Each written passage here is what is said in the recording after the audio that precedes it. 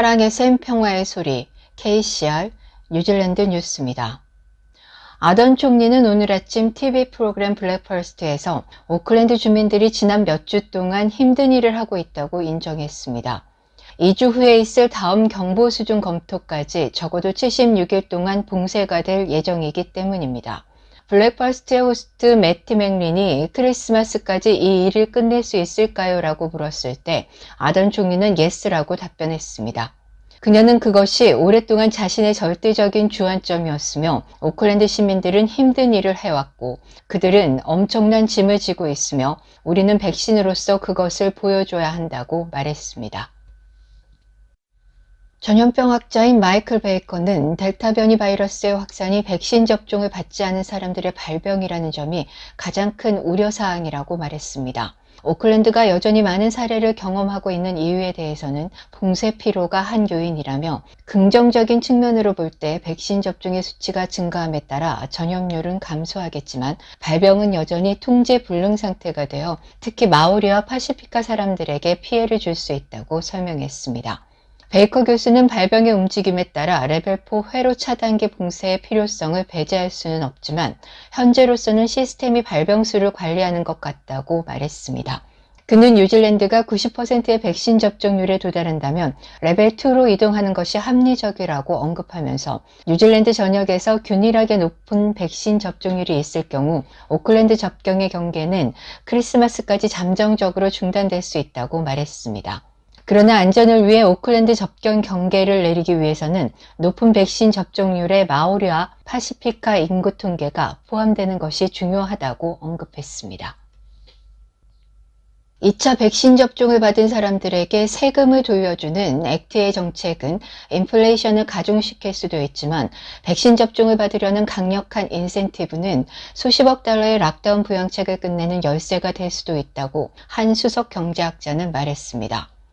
액트는 예방접종을 받은 뉴질랜드인들이 올바른 일을 하고 규칙을 준수한 것에 대해 보상을 받아야 하며 250달러의 세금 공제를 받는 정책을 발표했습니다.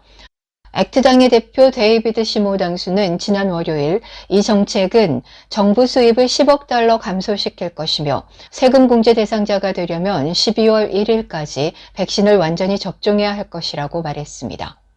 인포매트릭스의 수석 경제학자 브래드 올스는 세금 공제 인센티브가 백신 접종률을 높이고 봉쇄를 중단시킨다면 정부는 아마도 동일한 수준의 주간 부양책을 계속할 필요가 없을 것이며 따라서 세금 공제 아이디어는 봉쇄를 통한 현재 정부 지원 수준보다 인플레이션이 덜할 수 있다고 지적했습니다.